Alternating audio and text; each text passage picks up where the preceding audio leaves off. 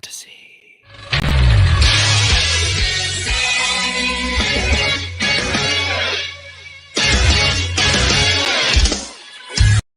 Hey, welcome once again to another edition of the Void of Fantasy League weekly update, this time for week fucking 5. What a week this was. This was why we play fantasy football. So many points, 1,920 points were scored by our teams combined. That's 160 points per team this week. I mean, points fucking everywhere. From the moment that it started on Thursday against when you had the Rams playing the Seahawks, all the way up to that crazy Monday Night Football game, which truly impacted not only our games but our standings in a quite weird way. This is the reason why we play fantasy football, for weeks like this, not for weeks where you end up scoring 104 and you win. No, weeks where you score 170 points. I mean, this was fun. So I bring in my brother Paul. Paul, how you doing? Quit playing with your peckler over there, bud.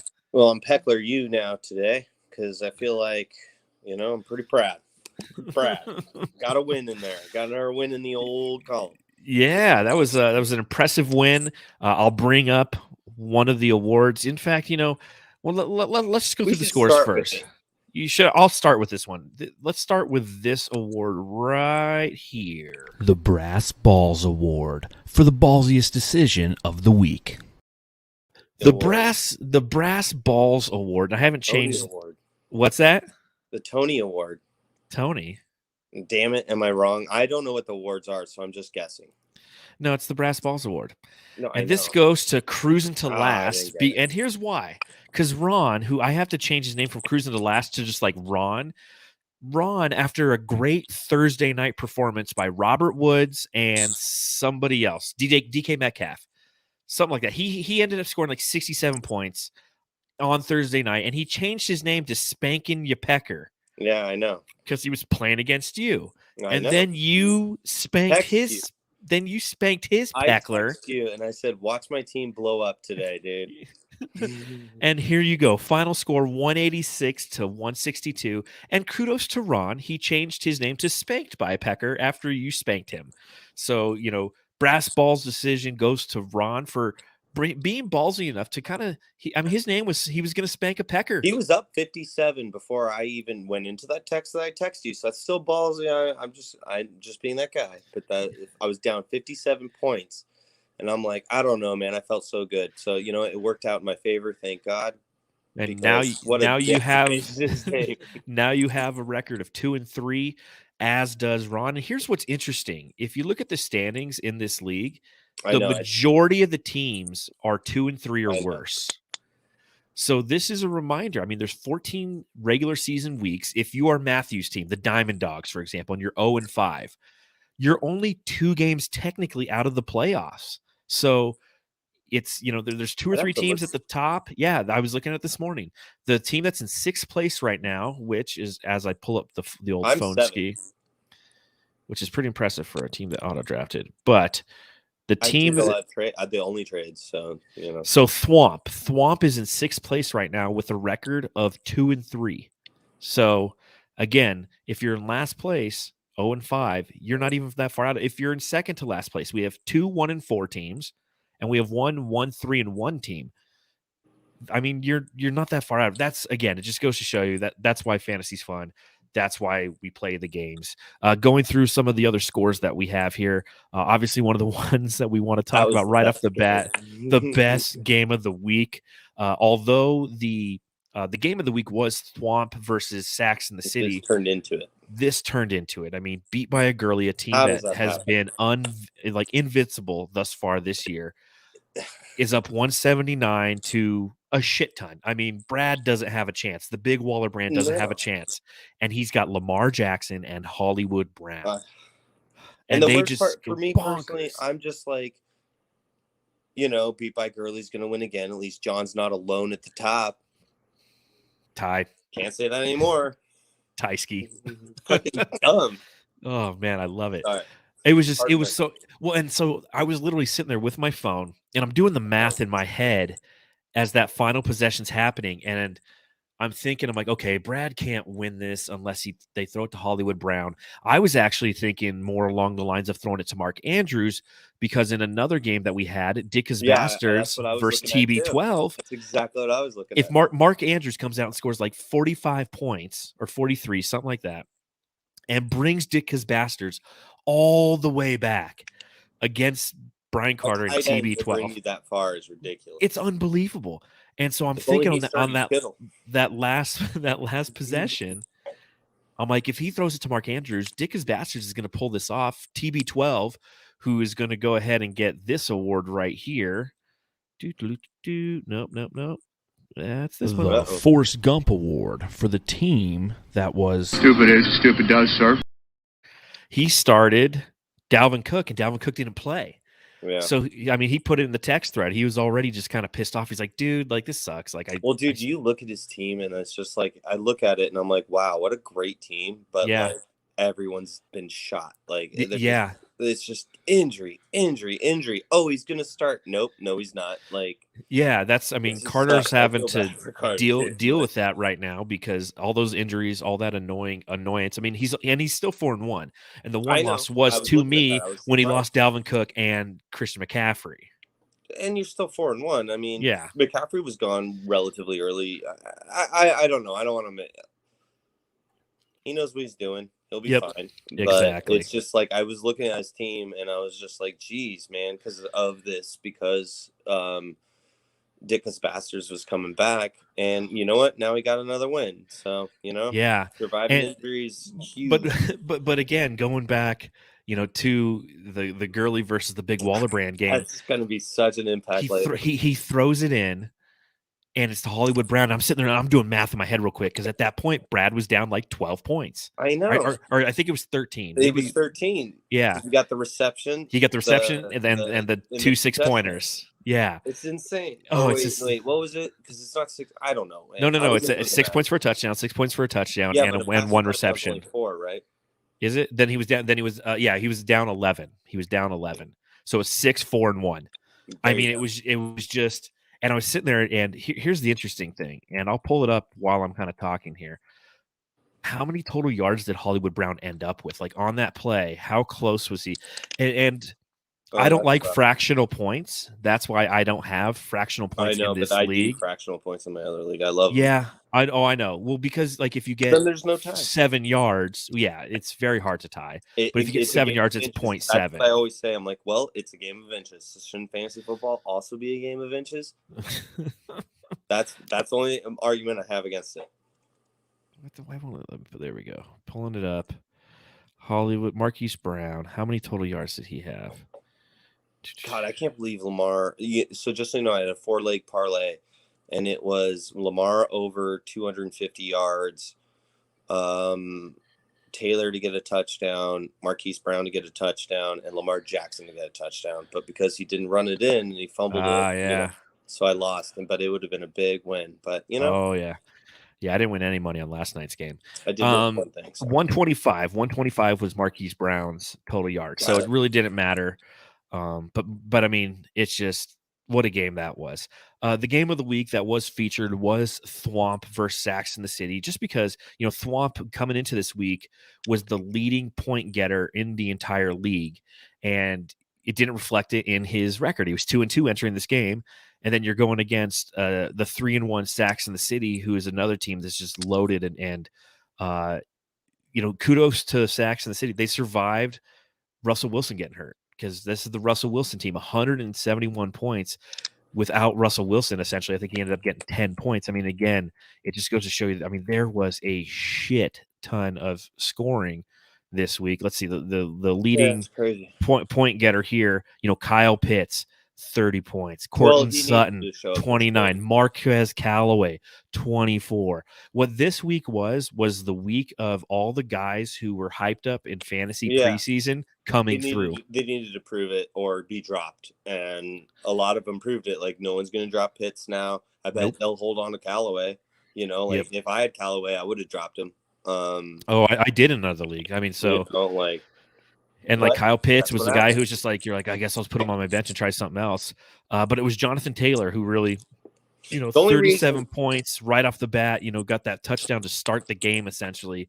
And that just kind of launched Saxon City over Thwomp in this game. the only reason I say drop is because we have that 5-person bench. And that's one thing that's insane about our league, or not insane, but kind of enjoyable, really, because there actually is people on the waiver, because you have to put people on the waiver because you have such a short bench. Mm-hmm. So in other leagues, no, you wouldn't drop Callaway, but in this league, I think I would have. That's all. That's all. Well, yeah, and that's why this league is the best damn I league. like And like you also having a have short that bench. double flex, so it's another opportunity. I mean, sometimes you have to throw a guy out there in the flex, and that's going to be the fun things, because this upcoming week 6. Now the buys start. And it's not this week that's going to suck. The injuries. It's week 7. I know. It's the Cowboys, a team that is an offense. The Chargers, a team that is an offense. The Bills, all the top offenses in the league are all going to be out in week 7. It's going to be funny because you see all these points in week 5. Like week 7 is going to be one of those. Them, though. What's that? Like week 1 through 4, I feel like there was some powerhouse teams, obviously, but it wasn't as spread out. And like now, all of a sudden, people are showing up. It's becoming competition. Like you can already tell just by you and me talking about it, our energy. Like week 5, it's starting to get. Draft picks don't matter anymore. The draft mindset's gone. Yeah, it's who's performing and who's not. Here we go. Now we're trying to pick up people that. Well, and it's also that point in the season where there are a lot of 2 and 3 teams out there, and if one of these 2 and 3 teams wants to make a move in the standings, they might have to make a move with their roster, and a lot of people fall in love with their draft picks, and they're like, well, listen, I drafted this guy 3rd overall, but by about week 5, like guys are really kind of now. Yeah, it's like who's like a good Allen example? There you go, perfect example. Allen Robinson. All about trying to get him. Like I was trying to trade George Kittle for him. Honestly, still I would have loved that trade, but he wouldn't give him up, so I took ODB. Yep. None of that trade's good, by the way. True. But again, it's if somebody tries to offer you Allen Robinson right now, you're not going to accept it because he's trash. And they could tell you, like, listen, he's my 3rd overall pick. It's like, yeah, that's to your detriment. That's hurting your team.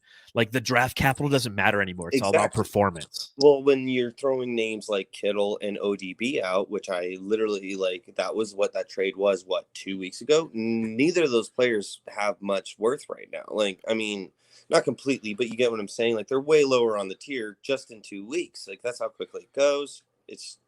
Anyways. That's exactly how it goes. Looking at a couple other games that we have here, the Diamond Dogs are now 0-5, losing by 3 total points. Poor Matthew, man. Oh no. I'm going to jump ahead again in the awards here. Let's see. I'll keep this score up. Matthew is once again going to win this award. Where did you do? The Put Me In Coach Award for the team that sat the wrong player. Matthew could have won this award 4 weeks in a row. The last 3 weeks in a row. 3 weeks. One move. Justin Fields. Justin Fields scored 8 points this week. Ryan Tannehill scored 13 points. That's a difference of 5 points. He would have won 132-130 over True Blue. Matthew right now could be 3-2 if over the last 3 weeks he simply started Ryan Tannehill over Justin Fields. It's that close. Think about that. Isn't that nuts? I was looking at it again today. I'm like, there's no way. And like I've sat and I've talked with Matthew, and it's just like he was telling me, he's like, how am I 0-5 in your league? I do the podcast. I'll be doing it tomorrow night, the Suns Jam Session podcast with Matthew. That's why. And, we talk about it, before the show and after the show. He's just like, how am I 0-5 in your league? I'm like, dude, because there's one move. You're too stubborn. Like the first week you should have. Tannehill is a top 10 quarterback. Dude, people drafted Tannehill so high. Yes. Like, why wouldn't you be starting him at least just to try it out? Maybe it's the Derrick Henry. People are like, well, because, and again, he only scored 13 points, but Justin Fields only scored 8. It's When's like, the last dude, time you've ever trusted a rookie in the NFL? I mean, you just don't, no matter how good they are. I mean, yeah, I'm throwing Trey Lance out there, but I kind of am dealing with my auto-drafted bullshit. But exactly. But in our league, like, you're going to start rookies, and I get it. I get that, yeah. But Justin Fields has shown no affinity for running the ball. And that's what makes Jalen Hurts such a great quarterback. Jalen Hurts might suck, but he's going to get you, at least 6 or 7, 8 extra points with his rushing alone. So, And that's what again, Trey Lance is. He's the exact epitome exactly. of a rookie who does that. Like Yeah, he's just going to run the ball. He's the one that is going to do that out of all of them. But the Diamond Dogs now 0-5 on the league. But again, only 2 games out of it. Matthew. Only 2 games out of it. I mean, he's going to do now. He's going to sit him, and then he's just going to fucking go off for 40 points. I know. Well, that's why I think he hasn't made the move, is because he's sitting there and he's just like, I wouldn't trust the Bears to go that high. I mean, come on, it's the Bears. Like, now that they've lost David Montgomery, it's different. But prior to that, like, would he really ever go off that huge? I mean, I'm not a big. I don't know. I had fun when the Bears were a bad offense last year because they ran through 2 players, and I had both of them. Yeah, I remember that. And that was it. Like, I don't know. That's just me. Well, looking at other scores, we have like Deontay Johnson. That's Chubb City. Shannon is now 1-4, although she had her best week, 155, and she was very proud of that. Until my team happened. Yeah, dude. When I had Justin Herbert, and who's my Josh Allen. It was Josh Allen and Knox, dude. You had the Allen Knox show. Yeah, and I also had the Justin Herbert Mike Williams show. That's true. Those 2 shows were going on simultaneously. I ended with like 80-something points on one of them. Ridiculous. I was just sitting in the corner of the couch. Mom was over watching the game, and she was in between me. She was sitting in the corner of the couch. I was in the couch, and Shannon was in the chair, and I was just like I just kept texting Matt Pizik that fucking Mike Williams, the number 1 wide receiver in fantasy football, scores touchdowns at will. I'm sitting here next to Mom during the Baltimore game. Yeah. Or the Bills game, sorry. After that. And I'm like, yeah, so the tight end is John's guy, and I tried to get him in my other league. He was gone. And then it was just like bombs to him the whole time. And I'm just like, John's soaking this shit up. And I was like, because I was really big on the fact that I texted you that my team was going to blow up, and then it did. And I was the number 1 scorer before your game. Yeah. And then, like, you just went off. And I'm like, well, I mean, I knew I was going to outscore him, but fuck. I was the number 1 scorer. Now I'm the number 2 scorer of the week because John had to fucking just take over. Yeah, first must be fun. First time somebody's gone over 200 points in the league this year. That is the highest score. I'll drop it. The Big Dick Award for the team that scores the most points in a week. Yeah, 215. I didn't just beat 200. And the thing is I took a nap at the beginning of the game. I woke up. I was like, oh, look at this. Isn't this pleasant? It was ridiculous. I was like, I knew Allen was going to have a game, but he's just bombing it to Knox. And, like, Knox is grabbing him out of the air. I'm like, God, that was a good tight end pickup. Yeah, he's looking at it. Like, well, and I had like Goddard too. So yeah, I was happy I picked him up as well. Well, good for you. Is there any? Well, because I talked about this game. Well, let's drop an award on this game as well. Let's see. I'm trying to the 4-leaf clover award for the team that got luckiest this week. So True Blue gets this one for a couple different reasons. One, he ended with 130 and barely survived another boneheaded move by Matthew. But the other thing is he won and Saquon Barkley went out and he got 0 points. And so you're lucky when one of your keepers goes out and your number 1 player. Yeah, your number 1 player is in there and you sucks, you survive. It does. And we've seen I thought Barkley was going to be huge this year. I was actually really trying to get him in all my drafts if I could have. I was big on him, but I mean, I don't know what to say. I mean, and what a dumb injury too. I mean, I know. He'll be back in a couple weeks, if not this next week. But it's just like, poor Barkley. Poor Giants, man. I have Galladay in another league. Like it's just like the entire team was like they had the giraffe out there, Mike Glennon, with his long ass neck. I know. So the Shit Streak Award for the team that's on a shitty streak. And of course back to Matt. Matthew's holding that one. Matthew's holding that one down pretty handily. So let's see. I'll click other things. I'll go back. So Thwomp versus Sacks that I have What any about awards. that Tony pickup, man? That's why I thought you were going to give me that because I picked Yeah, Tony. Ladarius Tony. What's his name? Kadarius Tony. Kadarius Tony. Yeah, he's a baller. And that was the only reason why I won this week was because I played him over ODB, who was my trade. But I was like, no, the Chargers defense is fucking stout, and I'm like, which is insane if you really look at it. How many points did the Browns score? Like 35, 42, 42. I believe it's stupid. 42 points, and ODB got 4 points. Oh, I know. I have him in another league. And he wasn't injured. He was out there. Yeah. I don't understand it, but you know. Yeah, I definitely do know. Let's drop this one. The Mike Tyson Award for the team with the player who scored the most points this week. Most points this week. It wasn't any one of my guys, although I had like 3 guys who had 40. It was Lamar Jackson, 48 points. Wow, I mean, the one that got it in the end. And the people who think that he can't throw, 400 something yards, 4 touchdowns. I think it was ridiculous, unbelievable. I can't believe I turned that game off in that. Like that's the first game this week. What's funny is I've turned off. I started watching it at halftime. It was like 22-3. And dude, they couldn't do anything, and every time they did anything, they just lost it. And I told Mom right before the game, I'm like, but I bet on Baltimore because Baltimore always finds a way to win. Lo and behold, it was what a fucking game that was. What a fucking game that was, man. The Little Bitch Award for the team that played like a little bitch and scored the least amount of points.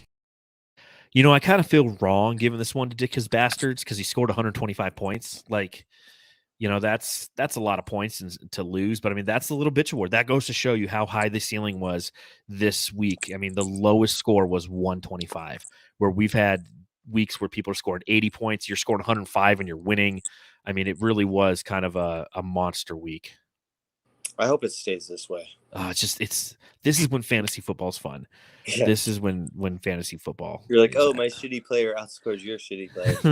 Exactly. You got 7. I got 8. Yeah. The Bullshit Award for the team who had to deal with a little bit of bullshit. And I gave this one to both Beat by a Girly and Big Waller Brand just because they ended with a tie. Like, it just sucks. I can't believe that still. And I know that there's fractional points in most leagues. Like I said earlier, I don't like fractional points. Because it's not like, oh man, did you see the Ravens game? Yeah, they won 32.5 to 22.74. I like this because it's, there's an opportunity for ties and it changes the dynamic of the league. That being said, when I tie somebody, I'll change all of the fucking rules because I made that point. Ties are bullshit. We're not doing touchdowns. We're doing yards. Yeah, exactly. Well, whatever. Exactly. Let's do this one. The Projections Award for the team that looked at what NFL.com predicted they would do this week and replied, "Fuck you." This should go to everybody. This goes to the entire league. Okay, everybody just said, fuck the projections. Nobody gave a shit. It just, every team went ape shit. Again, outside of Matthew having the poor guy. I was just about to say, like, wait, what was this prediction? The put me in coach. Like, everyone's made really good starts too. It wasn't like anybody being bad starts other than Matthew, Ryan Tannehill, and Justin Fields. But I mean, it was really good. Credit to the small bench, to be honest. Like, you either start people and stash people, otherwise you don't really, you know what I mean? Like, I think the small bench really helps that. Yes, it does. You're starting more people than you are benching and stashing and doing all the other shit. Yep. Amen. All right, you ready for the game of the week? Game of the week. The game of the week.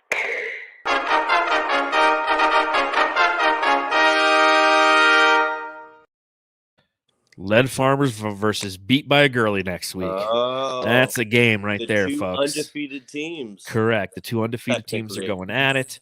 I'm thankful that I play her next week and not week 7 because week 7 my entire team's on a bye.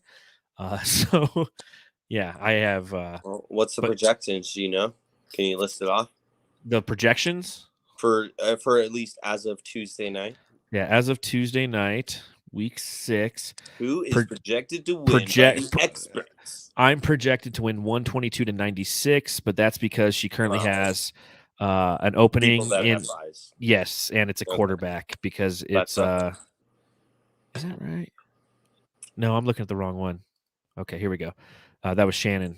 She's projected to win 135 to 131 right now. Okay, that's And much better. that's with a running back on a bye. That's how good her Ooh. team is. Ooh. That's with Mike Davis on a bye. So she hasn't even put that badass bench in yet. Yeah, she hasn't even Yeah, touched man, the you bench. And now you got to deal with what I dealt with last week. So have fun with that. Oh, I know. I know I'm fucked, and At you know least what? I'm have okay Josh with it. Allen and- no. I've gotten this far undefeated. I'll take it. I feel like the Arizona Cardinals at this point 5-0, just loving it. Oof. I'm lucky Here at we this point go because against the again, Browns. yeah, this is gonna be a fun one, dude. 105 too. Very fun. So it's in Cleveland, but it's a 105 game. Correct? Like, you mean the time that it is? Yeah. Like Oh, I normally don't when know we what go that back is. east, we play at 10 a.m. Well, okay. I don't know. You know more about sports and how that might affect it than I do. All I No, know I'm is just- that I'm it just- scares me because it's the Browns' defense was, from what I understand, pretty stout up until what we just saw. But then again, their offense wasn't like I don't know. I shit. have no Go idea. on, what baby. to Go think on, about baby. this game. Not enough. Still, that's Not another enough. run. Sorry, Dodgers playoff game going on. Yeah, It's I know. I 5 to almost 1 bet now. on it, but I just chose not to. 5 to 1. I bet on it the other day and I won. Of course. But yeah, it's we'll see. You know, this is my birthday present. Is I get to play the other top team in the league because it's my birthday on Sunday, so get to watch some football. Lou Malnati's. But yeah, 1 o'clock. I told Mom and everybody to come over at 1. Paul, you can show up at 10 a.m. if you want to I'm watch probably some. gonna go with Mom because I don't want to drive. You son of a bitch. Well, make sure she gets some good Lou Malnati's. So, this is a reminder to everybody. Make sure you get your acquisitions in, and don't be afraid. Don't be afraid to. Let's see if we've got it. We've got a trade. Don't be afraid to make a trade because I think it's that time of year where we really need to start evaluating our teams and you know, you can throw out all the bullshit you want. And, you know, again, kudos to Ron. Ron sent me some bullshit today in a trade, and it looked pretty sexy until I realized that he wanted to give me his 7th and 11th round picks next year for my 3rd and 5th. Like, sorry, bro. Why I'm does he 5-0. do that? Well, because that's how you start a conversation. That's what's important. You know, and I think that's one thing we do well in this league. It's like, you know, somebody's always got to start with some bullshit. I did. A bullshit Remember when I trade. said- by the And way, then a conversation begins, and next thing you know, you're making a deal. so the McNin was me actually just looking up Jeremy McNichols, and I accidentally posted McNin because I don't look up their whole name. I just put that in. Yeah, and it there. ought to.